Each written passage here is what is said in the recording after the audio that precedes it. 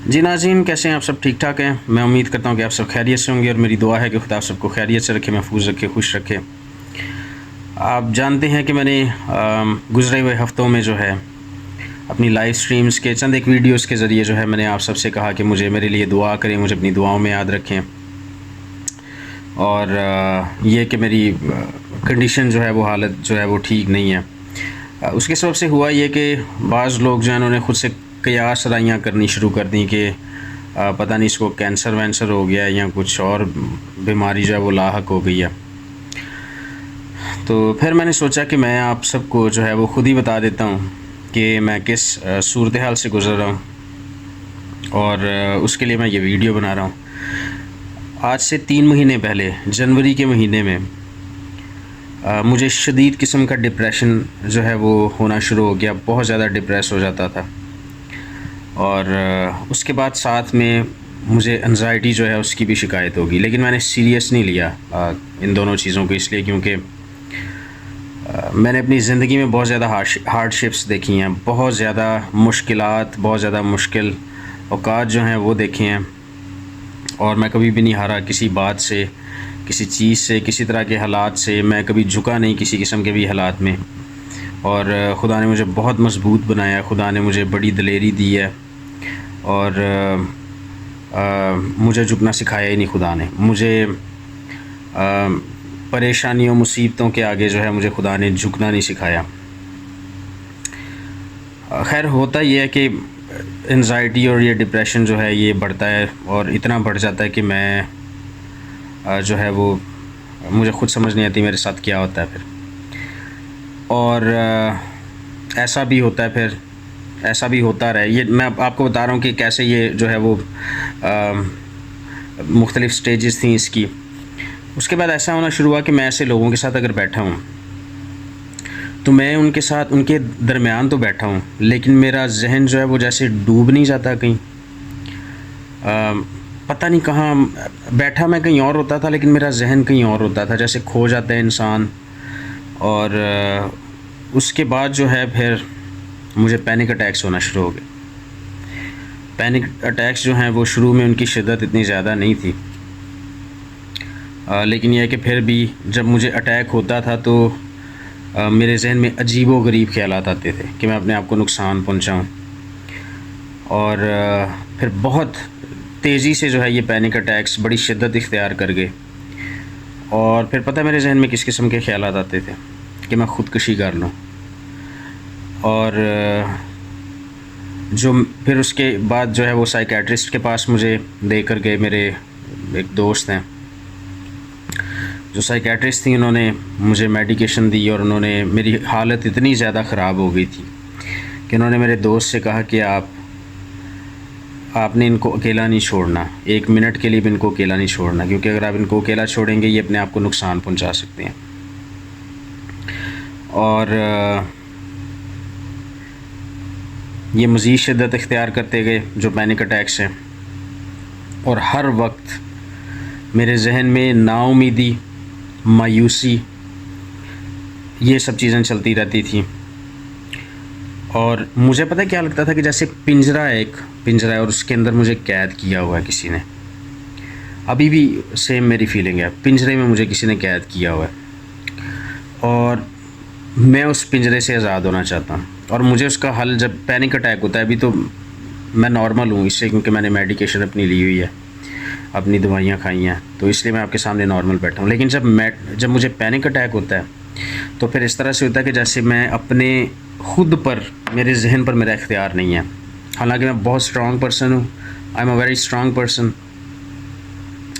अब ज़िंदगी में बहुत कुछ देखा है मैंने, बहुत कुछ देखा है। जो अक्सरियत है लोगों की, वो उन चीज़ों का क़यास भी नहीं कर सकते जिस तरह के हालात मैंने अपनी ज़िंदगी में देखे हैं। लेकिन मैं कभी भी नहीं डरा किसी किस्म के हालात से भी, कभी घबराया नहीं हूँ, कभी परेशान नहीं हुआ, और खुदा मुझे हमेशा सुरखरू करके निकालता है हर तरह के हालात में से। लेकिन अब जब पैनिक अटैक्स होते हैं तो मुझे समझ नहीं आती, मेरी ऐसे जैसे मेरे सोच पर, मेरे जहन पर मेरा इख्तियार नहीं होता। और आज दुबई में भी जो है एक साइकेट्रिस्ट को मैंने देखा, जब उनसे मिला मैं जाके, तो उन्होंने भी जब मेरी सूरत हाल मैंने थोड़ा सा उनको बताया और बाकी बात उन्होंने मुझे ख़ुद बताई। उन्होंने कहा कि आपकी जो सूरत हाल है वो बड़ी ख़तरनाक है इस वक्त, और आप कैसे सरवाइव कर रहे हैं, आप जो है वो आप अकेले ना रहें, कोई ना कोई हर वक्त आपके पास होना चाहिए।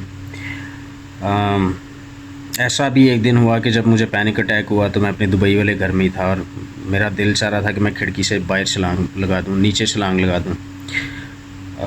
चूँकि मुझे लगता है कि मैं एक पिंजरे के अंदर कैद हूँ, मुझे आज़ाद नहीं हूँ मैं, जहन की ये मेरी कैफियत है। तो मुझे लगता है कि अगर मैं अपनी जान दे दूँगा तो शायद मैं आज़ाद हो जाऊँगा। अभी बज़ाहिर जब मैं आपको बता रहा हूँ तो मुझे ख़ुद भी अजीब लग रही है, बात करने में ही अजीब लग रही है, लेकिन जब पैनिक अटैक होता है तो उस वक्त बिल्कुल भी कोई और बात जहन में आती नहीं मेरे। तो एनीवेज़ हुआ ये कि मेरा दोस्त है बचपन का सनी, एक मेरे स्टूडेंट हैं भाई सैमुअल, और मेरा स्टूडेंट है हारून, इसके अलावा भाई आसिफ हैं अबू धाबी वाले। इन 4 लोगों की मुझे बहुत ज़्यादा सपोर्ट मिली है, बहुत ज़्यादा इन लोगों ने मुझे सपोर्ट किया है। मैं जब दुबई आया हूँ जिस दिन, उसी दिन मेरी तबीयत, मुझे उस दिन पैनिक अटैक हुआ रात को आते साथ ही शाम को, और मैंने सनी को रोते हुए मैंने कॉल की।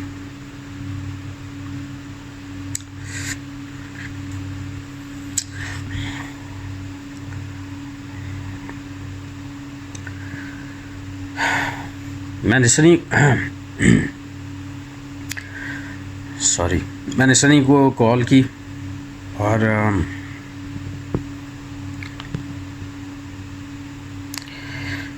इसे मैंने बताया। इसने खैर जब मेरी आवाज़ सुनी और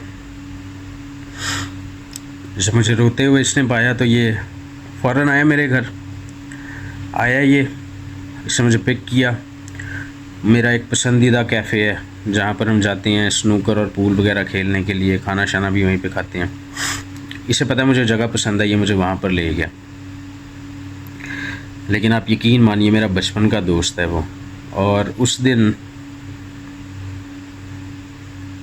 पहली बार मैंने इससे कोई बात ही नहीं की। पता नहीं कहाँ खोया था मैं, मुझसे मुसलसल बातें करता रहा, शरारतें भी की, इसने मुझे हंसाने की कोशिश की, मजाक किए मेरे साथ, लेकिन मैं किसी बात पे रिस्पॉन्ड नहीं कर रहा था। इवन के जो इसकी फ़नीस्ट बातें भी थी उनका कोई असर नहीं था मुझ पर हो रहा।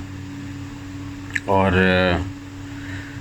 फिर इसने जब मेरी हालत देखी तो मुझे ये अपने घर ले आया। मैं इसके घर पे रहा, 4-5 दिन घर पे रहा। फिर उसके बाद अबू धाबी में मुझे भाई आसिफ जो है वो ले गए अपने साथ, और उन्होंने कहा भी आप हमारे पास ही रहेंगे। फिर उनके घर मैं 4-5 दिन रहा और फिर मैं वापस आ गया। फिर मैं सनी की तरफ ही रुका। कल मेरी हालत फिर से बहुत ज़्यादा ख़राब। और बाय द वे एक इसमें मैं बात आपको बताना चाहता हूँ कि आप जो दुआएं करते रहे हैं उनका इवेंचुअली मैंने कोई जो है वो असर मैंने देखा है। असर मैंने ये देखा कि जिस दौरान मैं सनी के पास रहा या भाई आसिफ के पास, मुझे पैनिक अटैक्स ज़रूर होते रहे हैं लेकिन इतनी शिद्दत नहीं थी उनमें। हाँ, कल जो हुआ था वो बहुत ज़्यादा उसकी शिद्दत थी, और मैं आपको बता नहीं सकता कि मैंने फिर ज़िद की अपने दोस्त से। मैंने कहा कि मुझे मेरे घर छोड़ा, मैं अपने घर जाऊंगा। और मैं आपको बताऊं मैं क्यों ऐसा सोच रहा था कि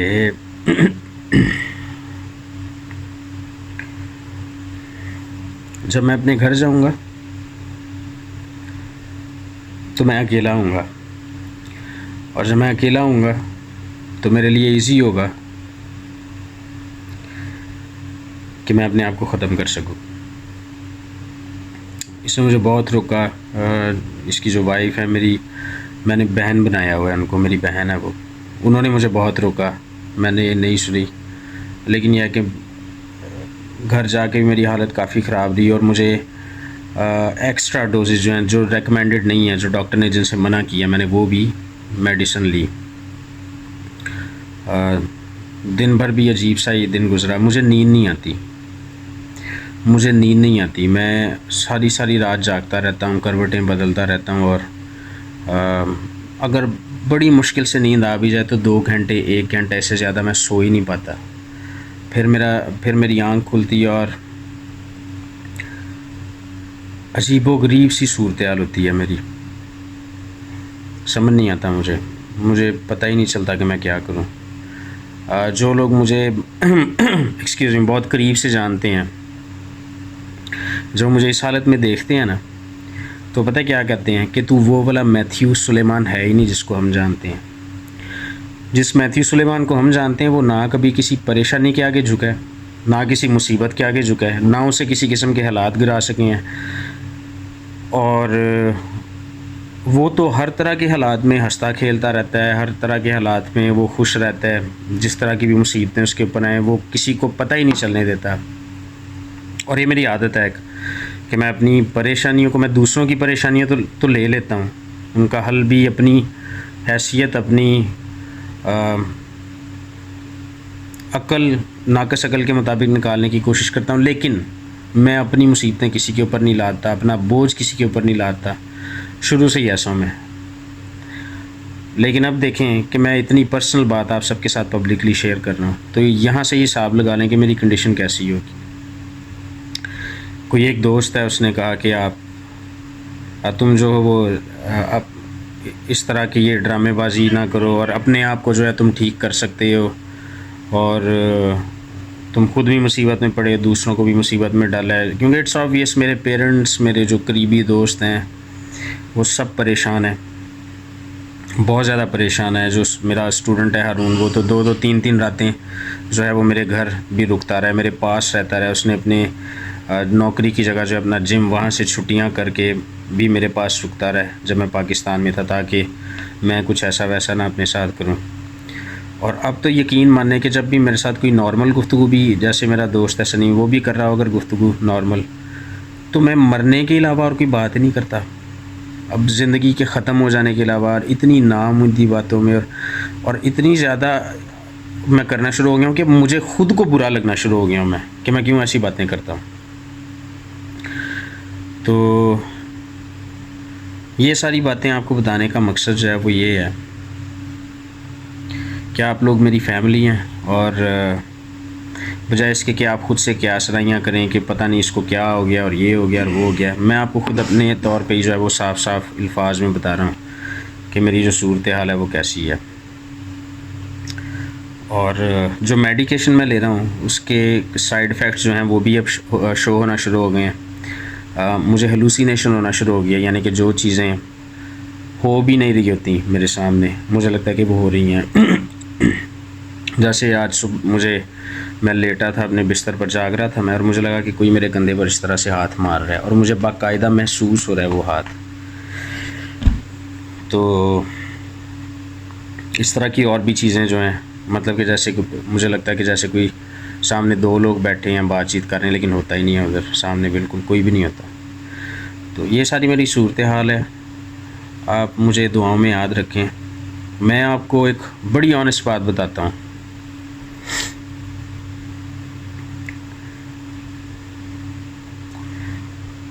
मैं इस वक्त ज़िंदगी के उस मुकाम पर हूँ जहाँ पर मुझे ये लगता है, मुझे माफ़ कीजिए इसलिए क्योंकि आप में से बहुत सारे लोग जो हैं जब मुझे सुनते हैं तो वो इनकरेज्ड होते हैं, वो तसल्ली पाते हैं, इत्मीनान पाते हैं, उनकी हौसला अफजाई होती है, वो अपने ईमान में मजबूती महसूस करते हैं।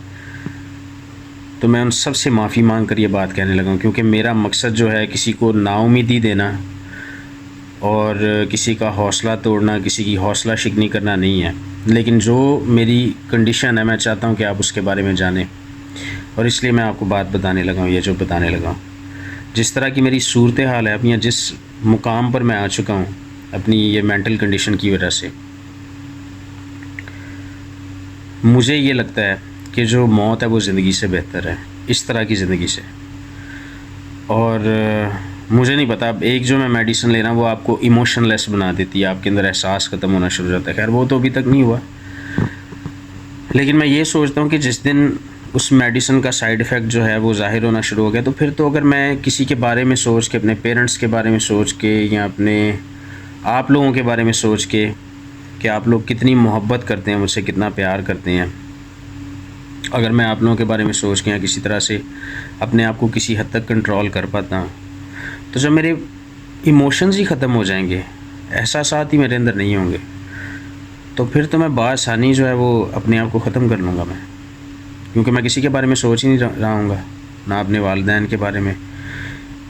इसी दौरान एक तो मुझे नींद भी नहीं आती, दूसरा मेरा खाना पीना जो है, अब तो खैर कुछ बेहतर हुआ है, अब बेहतर हुआ है, मैंने खाना शुरू कर दिया है। 2-2 3-3 दिन मैं खाने के बगैर जो है रहता रहा हूँ, और मेरा वज़न बड़ी तेज़ी से जो है वो कम हुआ, मेरी वेस्ट लाइन जो है वो कम हो गई। जो कपड़े मुझे बिल्कुल अच्छे आते थे, फिट आते थे, वो मुझे तंग हो गए हैं, मतलब खुले हो गए हैं, सॉरी। अब ये शर्ट देखें, ये शर्ट जब मैं पहनता होता हूँ अमूमी तौर पे, तो चूँकि मुझे जिम शिम जाने का भी शौक़ है, अभी तो मैं नहीं जा रहा, 3 महीने हो गए मुझे जब से प्रॉब्लम शुरू हुई है। तो ये मेरे शोल्डर, ये मेरी चेस्ट, ये कोई मैं अपनी वो फड़ीबाजी नहीं कर रहा या कोई शो शू नहीं मार रहा, मैं सिर्फ आपको अपनी हालत के मुतालिक बता रहा हूँ। तो ये पूरे इस तरह मेरे जो है वो मेरे शोल्डर्स पर, चेस्ट पर, ये बाजुओं पर कपड़ा बैठा होता है। तो अब ये देखें, अब ये इतने मुझे ये खुले खुले लगते हैं कपड़े, जो परफेक्ट साइज़ के मेरे। तो पता नहीं, मैंने सोचा नहीं था कभी कि मैं इस मुकाम पर पहुंचूंगा ज़िंदगी में अपनी, और मुझे समझ ही नहीं आ रही क्या हो रहा है मेरे साथ। मेरे इख्तियार से बाहर है बात। किसी ने मुझे कहा कि तुम कर सकते हो, तुमने सबको परेशान किया है, जो घर वाले, फैमिली हैं, यार दोस्त हैं, उनको परेशान किया हुआ है, तो क्यों अपने आप को ठीक नहीं करते। और आज भी जब मैं दुबई में डॉक्टर एक के पास गया, तो उन्होंने भी फिर ये कहा कि इस सूरत हाल में, ख़ुसूसी तौर पे जब पैनिक अटैक्स होते हैं, तो इंसान का ख़ुद पे इख्तियार ही नहीं होता। किसका दिल चाहता है, किस शख्स का दिल चाहता है कि इरादी तौर पर वो अपने आप को इस ऐसी सूरत हाल में डाले, इरादतन अपने आप को ऐसी सूरत हाल में डाले कि जहाँ पे वो मौत को ज़िंदगी से ज़्यादा जो है वो मकबूलियत दे, या वो ऐसी अद्वियात उसको खानी पड़े जिनकी वजह से उसको हलूसिनेशन होना शुरू हो जाए, जिनके साइड इफ़ेक्ट्स हैं उसको पता है। कौन शख्स, किसी के पास अगर थोड़ी सी भी 10% भी 100 में से अकल होगी, क्या वो ये चाहेगा कभी कि वो इस तरह से अपने आप को, अपनी पर्सनल, वेरी पर्सनल बात को जो है वो यूट्यूब के ऊपर, सोशल मीडिया के ऊपर शेयर करे। तो इसलिए जो लोग ये सोचते हैं कि मैं जानबूझ के इस तरह की सूरत हाल में मैंने अपने आप को रखा हुआ है, मैं जब मर्ज़ी ठीक हो सकता हूँ, ये बात उनके लिए है। मेरी दुआ है ये कि इस तरह की सूरत हाल में खुदा मेरे कभी किसी दुश्मन को भी ना पड़ने दे, क्योंकि जिसके ऊपर ये सूरत हाल, जो इस सूरत हाल से गुज़रता है, जिसके ऊपर ये बीतती है ना, सिर्फ उसे ही पता होता है, सिर्फ उसे पता होता है कि मैं किस करब से गुज़र रहा हूँ।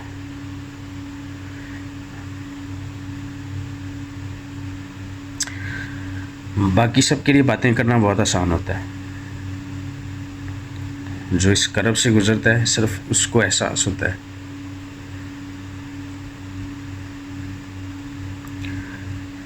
कि इसके साथ क्या हो रहा है। तो मैं कोशिश करूँगा कि जो एजुकेशनल बातें आपके साथ शेयर करता हूँ, जो खुदा के कलाम की बातें शेयर करता हूँ, उनकी स्पीडली मैं वो लाइव स्ट्रीम्स करूँ, ताकि आप लोगों के साथ ज़्यादा से ज़्यादा मैं जो कुछ खुदा ने मुझे सिखाया है वो आप लोगों के साथ ही बांट सकूं। क्योंकि जैसा कि पहले कह चुका हूँ, यही मेरी लेगेसी होगी जब मैं खुदा के पास चला जाता हूँ, जब इस दुनिया में मेरा वक्त पूरा हो जाता है, तो यही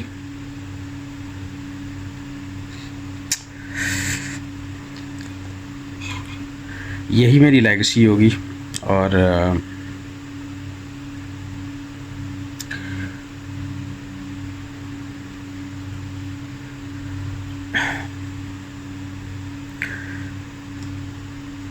बस गुजारिश ये है आप सबसे कि मुझे अपनी दुआओं में याद रखें, और खुदा की जो भी मर्ज़ी है मेरे लिए, खुदा अपनी मर्ज़ी को मेरी ज़िंदगी में पूरा करे। हाँ, इस बात के लिए आप ज़रूर दुआ कीजिएगा। तो आप सब अपना बहुत ख्याल रखा करें।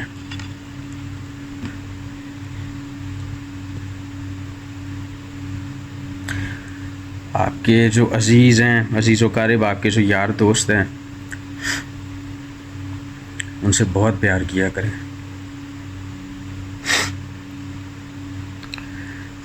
क्योंकि आपको नहीं अंदाज़ा कि कोई भी जो है वो किस करब से गुज़र रहा है। बहुत सारे ऐसे लोग हैं जिनमें इतनी हिम्मत नहीं होती, बहुत सारे ऐसे लोग हैं जिनमें इतनी हिम्मत नहीं होती कि इस तरह आके वो बात कर सकें। वो अपने घर वालों को नहीं बताते, किसी के साथ शेयर नहीं करते, और चुप करके बस वो एक दिन आता है कि पता चलता है कि वो इस दुनिया में नहीं रहे। और फिर जो है उस वक्त लोग सोचते हैं कि काश हमें पता होता, काश हम कुछ कर लेते। जिनको पता होता है फिर वो भी अफसोस करते हैं कि काश हम कुछ कर ही लेते। तो जब कोई आपके पास है, अगर कुछ करना चाहते हैं तो उस वक्त उसके लिए करें। जब तक कोई ज़िंदा है, जब तक कोई आपके पास है, अगर कुछ करना चाहते हैं तो तब उसके लिए करें। जब वो गुज़र जाए, जब वो मर जाए, तो फिर सिर्फ पछतावे और अफसोस के अलावा कुछ भी नहीं रहता आपके पास। से जो भी आपके करीब तरीन हैं, आपके दोस्त हैं, आपके वालिदैन हैं, आपके बहन भाई हैं,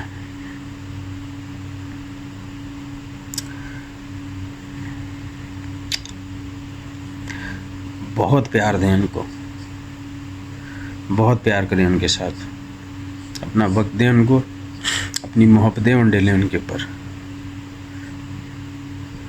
क्योंकि कुछ लोग सिर्फ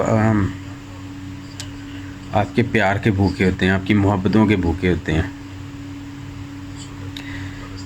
कुछ लोग ऐसे होते हैं उनमें इतनी हिम्मत भी नहीं होती कि उनको जब हमदर्दी की ज़रूरत खुद होती है ना, जब दूसरों को हमदर्दी की ज़रूरत होती है तो वो हर किसी के साथ खड़े होते हैं, अपनी हमदर्दियाँ बांटते हैं। लेकिन जब ख़ुद को ज़रूरत होती है तो उनमें इतनी हिम्मत ही नहीं होती कि वो किसी को कह भी सकें। तो ठीक है जी, खुदा आप सबको बड़ी बरकत दे। फिर अगली वीडियो में आप सबसे मिलते हैं, और एक बार फिर से बड़ी माज़रत उन सब से मैं माफ़ी चाहता हूँ जो the people who look up to me, जो मुझे सुनते हैं, मेरी वीडियो से तसल्ली पाते हैं, उनका हौसला बढ़ता है,